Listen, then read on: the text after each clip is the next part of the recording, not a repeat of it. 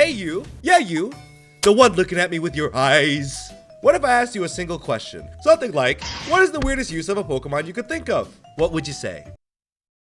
Nothing? Okay, let's find out together. Ditto for purposes.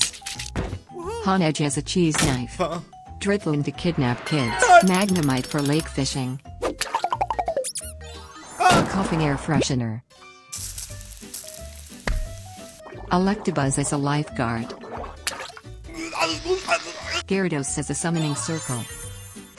Any fire legendary really, to end winter permanently. Voltorb for cave digging. Smeargle could do your animations for you if you used Squirrel as a shower. Any flying Pokemon delivering mail. It always amazes me how many different solutions people think of to get to a single question. Some answers being totally unique, and some being practical, and some being a lecture about how I shouldn't deviate from the lore. Oh, reading! Like my answer was totally different from everyone else's, which branched from a single thought. Like what happens if you're enjoying your Saturday off with a nice cup of hot cocoa? And now that you're extra cozy, you doze off listening to Bob Ross on the television. Until... What do you even do about this? Like, is there even Pokemon insurance for what just happened? Thank you for meeting me so abruptly. My Warlord popped out, if you know what I'm saying. Great! Now, what do we do about it? I don't understand! But that wasn't the creative idea. No. That was only the fuel that forged the idea. Picture this. What if you were a spy on a mission, trapped in a building, surrounded by enemies? Agent Tram, there is no way out of this. Whatever are we gonna do? Do not worry, strictly professional hot spy babe. I have the answer right here. Oh no! No, you can't!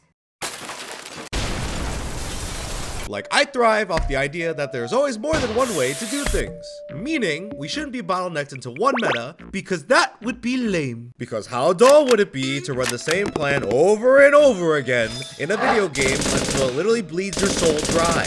Alright, Tram, cut the blue wire. Yeah. You know what? Screw this! Scyther, go! Wow! Congratulations, Tram! How do you feel clutching up for your team in the finals? Dead inside. But I have to be honest, growing up, I was about as useful as a sea slug. Hey man, you need help with anything? Ah! Which meant I really wasn't good at solving any problems, because I was considered one of the slower kids in the bunch growing up. But that's okay. This did not mean I never figured out the answer to the problem. It just meant I either took a long time figuring out the correct way, or I ended up thinking so far out of the box, I actually made 100 other problems along the way. But we still got the answer. Literally, animation is even a challenge to me, as I'm usually the least artistic person in the room, and I will fight for this title. So bring your hands. Like one time in geometry class, the problem asked me to prove the object was a triangle. And I could remember the teacher going over a million reasons on how I could prove it, but I'm a creative problem solver. So I wrote, because I said so. And when the teacher came around to check, your boy got a perfect score. So suck it, Albert Einstein. But you get the idea. And that's where I go back to video games being beautiful, because I can break them at my own pace to solve my own problems. Like having only a team of milk tanks for science. Or building a crane on top of a raft because I'm too lazy to climb up Island Hill. Or maybe using magic toxic powers to gas a room and trap my opponents inside with ice. You see, games are meant to blossom creativity as a child. And that game for me was Pokemon, because it had me lying on the bed, staring at the ceiling, thinking of all the possibilities, aside from them beating each other senselessly.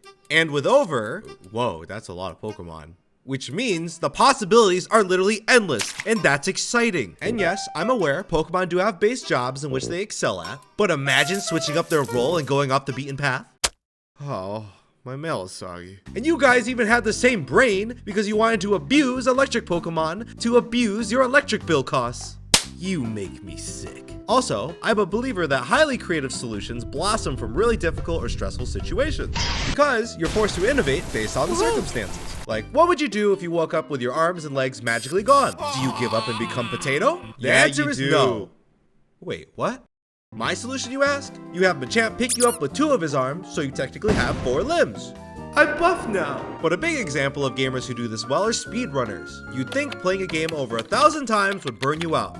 But no, these gamers destroy games and find a million new ways just to beat them to have the satisfaction of beating it 1 second less. Like, how do you guys even figure out some of these skips? Are they accidental, or are they based off 100 million different attempts to break the specific spot in the time-space continuum? And you know what? Those gamers are a different breed. And god dang it, I respect it. But unfortunately, I thrive off creating chaotic situations depending on what the game allows me to do. Like, have you ever even heard of the game Pokemon Fusion? I tried it recently, and remembering all the Pokemon typings is already hard enough. But have you ever tried remembering all of them when they're mixed and fused together? I don't even think it's possible, because gamers like me with Picasso levels of creativity make that should never see the light of day, but I love them, and at some point you can't even tell which ones you fuse together anymore. It's honestly a refreshing way to play Pokemon, and on top of that, I randomized everything, so at one point you can get a Caterpie or Arceus! Imagine walking up to the Elite Four and their super cool fusion, but then you throw out genetically modified trash, which somehow proceeds to obliterate all of them off the face of this planet, because you somehow made the holy fusion out of 2 irrelevant Pokemon that you loved, and that was a solution to the problem. Amazing! These challenges really make things refreshing in the gaming world for me. That way it's not the same day-to-day grind on loop, like things like TikTok offer, which melts our brain into mushed potatoes. Ew. But with that being said, you don't need to make solutions that change the world all the time, and sometimes it's okay to just be happy with small ones. Plus, Pokemon is cool, so remember to treat yourself with small victories with a soft taco, and thanks everyone for watching and who participated. I had a lot of fun seeing your creative ideas, so until next time, bye-bye!